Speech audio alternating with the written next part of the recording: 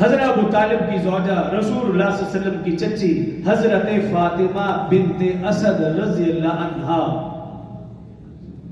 چچی جان نے مکہ سے مدینہ ہجرت بھی کی، ایمان بھی لائیں، ہجرت بھی کی۔ مدینہ میں رسول اللہ صلی اللہ علیہ وسلم مسجد نبوی میں تشریف فرما ہے، صحابہ کرام ارد گرد جمع ہیں۔ کسی نے آ کر اطلاع دی آپ کی چچی جان کا انتقال ہو گیا۔ رسول اللہ صلی اللہ علیہ وسلم نے جیسے ہی سنا آنکھوں سے آنسو آ گئے اور اٹھ کھڑے ہوئے اور صحابہ سے کہا اٹھو اپنی ماں کی طرف چلو، یہ الفاظ کہے اپنی ماں کی طرف چلو۔ صحابہ کرام کو لے کر اپنی چچی جان کے جنازے میں شریک ہوئے اور جب پہنچے تو پھر رسول اللہ صلی اللہ علیہ وآلہ وسلم نے اپنی چچی جان کی میت کو کندھا دیا۔ خوش نصیبی کی انتہا دیکھیے، صرف کندھا نہیں، رسول اللہ صلی اللہ علیہ وسلم کندھا دینے کے بعد پیچھے ہٹے، اپنی چادر مبارک کو اتاری اور صحابہ کرام سے کہا اس چادر کو کفن میں شامل کر دو۔ خوش نصیبی کی انتہا دیکھیے، جب چچی جان کو قبر کے قریب لے جایا گیا رسول اللہ صلی اللہ علیہ وسلم نے فرمایا ابھی ٹھہر جاؤ، میت کو رکھ دیا گیا۔ رسول اللہ صلی اللہ علیہ وسلم قبر میں تشریف فرما ہوئے اور لیٹ گئے۔ آپ کا لیٹنا تھا کہ وہ قبر منور معطر اور روشن ہو گئی۔ صرف یہی نہیں، اپنی چچی جان کو خود قبر میں اتارا اور صحابہ کرام رضوان اللہ علیہ مجمعین نے عرض کیا رسول اللہ صلی اللہ علیہ وسلم اتنا احترام، اتنی توقیر، اتنی عزت، فرمایا ہاں یہ میری حقیقی ماں تو نہیں تھی لیکن مجھے میری ماں کے بعد اس خاتون نے ماں کی کمی محسوس نہ ہونے دی، یہ میری چچی جان تھی۔ اور پھر فرمایا میں قبر میں اس لیے لیٹا ہوں تاکہ میری چچی جان کی قبر عذاب قبر سے محفوظ ہو جائے، اور میں نے اپنی چادر اس لیے دی ہے جب میری چچی جان جنت میں جائیں اہل جنت پہچان لے کہ یہ نبی کی چچی کائنات کی محسنہ آ رہی ہے۔ فاطمہ بنت اسد رضی اللہ عنہ رسول اللہ صلی اللہ علیہ وسلم کی چچی جان۔ حضرت علی رضی اللہ عنہ کی طرف اپنے موضوع کی طرف آنا چاہا۔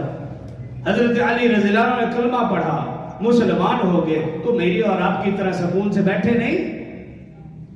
روایات میں آتا ہے کہ جس طرح اونٹنی کا بچہ ماں کے پیچھے پیچھے چلتا ہے، حضرت علی رضی اللہ عنہ ایسے رسول اللہ صلی اللہ علیہ وسلم کے پیچھے چلتے تھے۔